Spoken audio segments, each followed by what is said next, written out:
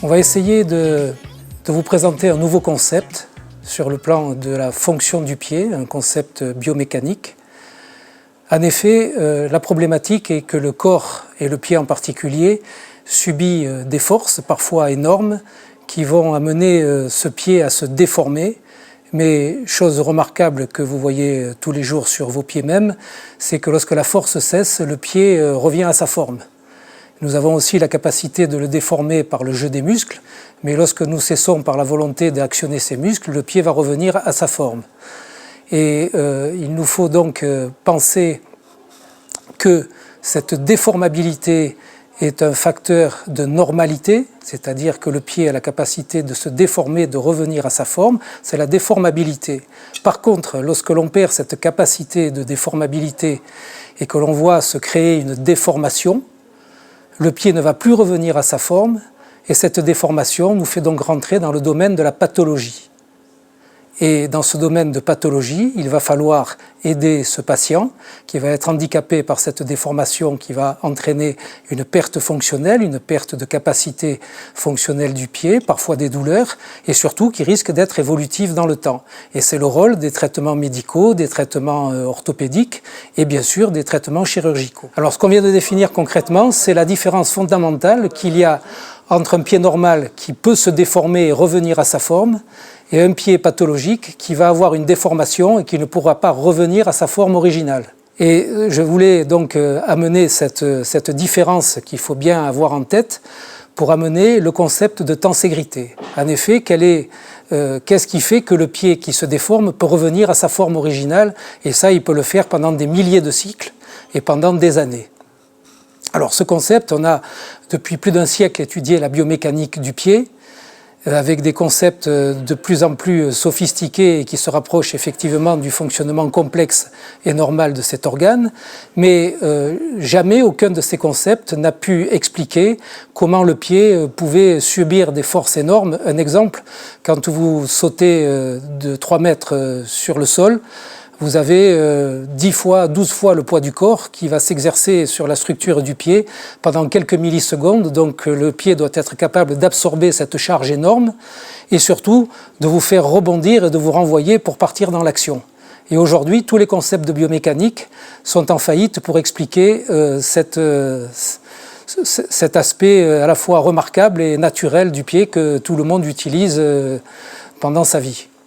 Et ce concept est pourtant un vieux concept qui existe depuis, qui a été formalisé, va-t-on dire, parce qu'il existe depuis la nuit des temps, mais qui a été formalisé il y a à peu près un siècle par les architectes, en particulier Buckmaster Fuller, et ensuite suivi par un sculpteur architecte qui s'appelait Snelson.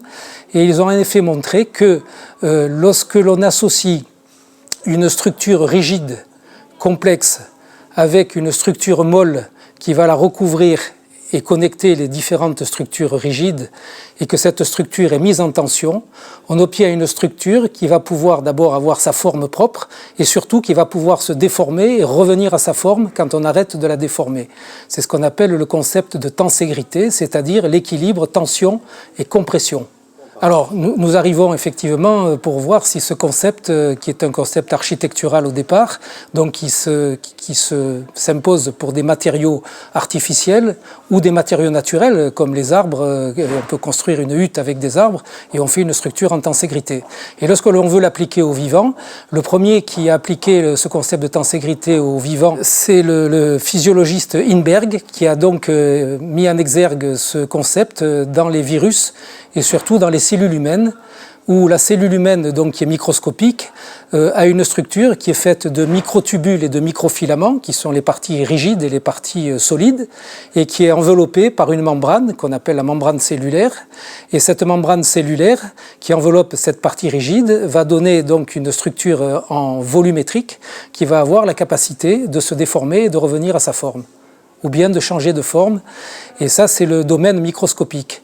Et dans les années 70, un orthopédiste américain qui s'appelait Levin a étendu le concept de tenségrité au corps humain et a donc permis d'avoir une nouvelle vision de la biomécanique avec donc probablement de nouvelles de nouvelles conséquences à la fois sur l'exploration de l'organe sain, de l'organe malade, de l'examen clinique, de nouveaux traitements.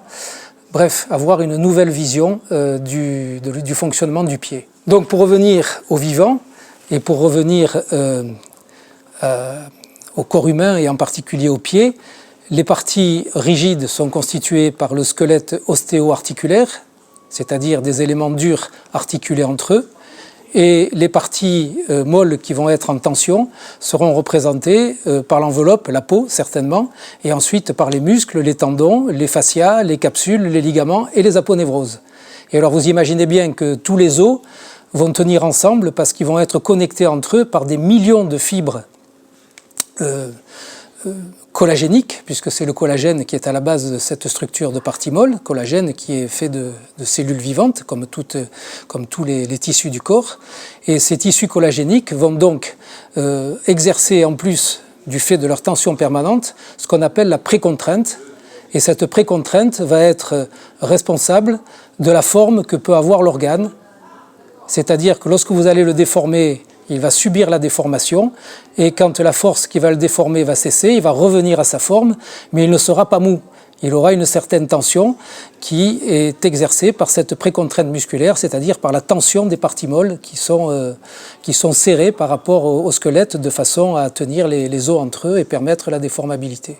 Donc ce concept de tenségrité, en fait, ne rejette pas tous les autres concepts de biomécanique qui restent bien entendu valables, mais va englober tous ces concepts et surtout va pouvoir s'appliquer en principe du microscopique au macroscopique. Et c'est ça qui est intéressant. Et Donna Lindberg a montré que dans ce concept, il y avait de l'information et de l'énergie qui étaient transmis. Et c'est normal parce que sans information et sans énergie, on ne peut pas parler de vie. Donc le pied est une mécanique vivante, c'est ça qu'il faut comprendre. Et cette information va passer par différents signaux, et en particulier le signal mécanique. Et il a appelé ça la mécanotransduction. Ce qui veut dire que lorsque le corps ou le pied va recevoir un stimulus mécanique, que ce soit un choc, que ce soit un massage, que ce soit une percussion, ce stimulus mécanique va être transmis au sein des structures jusqu'à la cellule. Et il va se traduire au niveau de la cellule en modifications biochimiques. Et ces modifications biochimiques, bien entendu avec le temps, vont avoir probablement une action sur l'expression génétique de fabrique des protéines qui vont ainsi peut-être permettre d'expliquer le renouvellement et le remodelage, comme on dit, des tissus tout au long de la vie.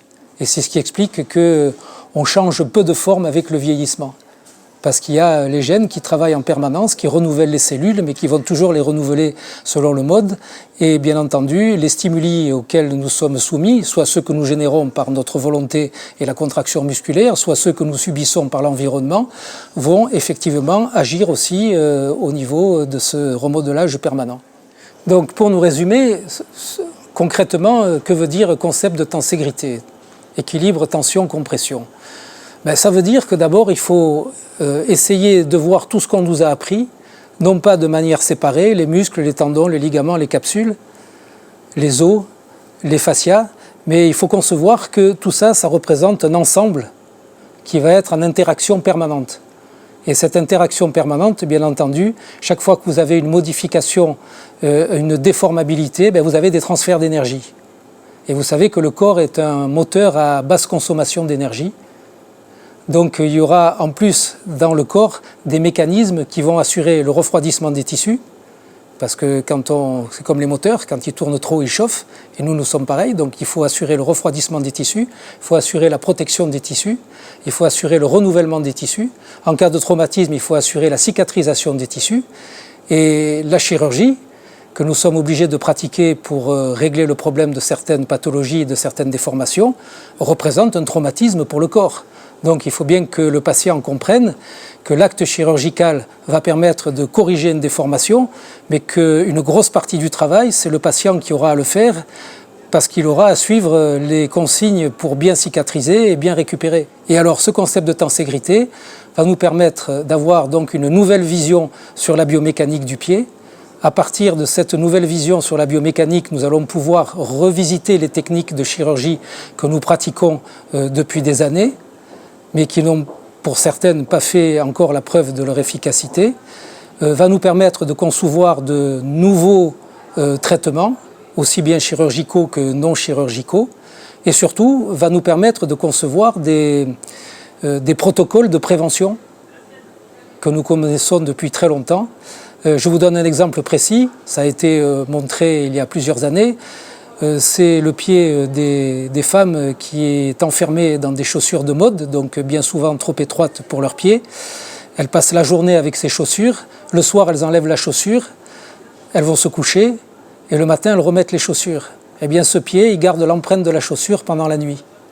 Donc le conseil qu'on peut donner pour récupérer une bonne tenségrité, c'est que quand vous enlevez les chaussures, bougez vos orteils, massez vos pieds de façon à redonner de la vie à vos tissus et de ne pas les laisser enfermés dans une boîte close qui va petit à petit créer des pathologies. Vous allez me dire, mais que fait la technologie 3D avec des pièces osseuses relativement rigides, bien que souples, avec la tenségrité? Eh bien, vous l'avez bien compris, la technologie 3D reproduit une des parties de la structure en tenségrité, c'est-à-dire la chaîne ostéo-articulaire, qui sont les parties dures, qui sont faciles à modéliser et faciles à reproduire. Mais comme on l'a vu ce matin, on ne peut pas poser une indication sur une pièce de pied pathologique qui a été reproduite par la technologie 3D. Évidemment, on va pouvoir calculer les ostéotomies, mettre en place une stratégie thérapeutique, mais tout cela ne pourra se faire que si l'on a derrière l'examen clinique du patient qui va nous permettre aussi d'apprécier la compliance des parties molles, son degré de souplesse, sa force musculaire, la stabilité de ses articulations. Donc c'est une étape indispensable. Et bien entendu, l'évolution qui va se faire sur ces pièces de technologie 3D, de reproduction 3D print, c'est de pouvoir modéliser les parties molles pour s'approcher le plus possible, mais bien qu'encore avec une distance très lointaine, puisque ce ne sera pas du vivant, mais de s'approcher le plus possible de la structure que l'on va être obligé de travailler pour pouvoir la guérir et la remettre dans les meilleures conditions de récupération.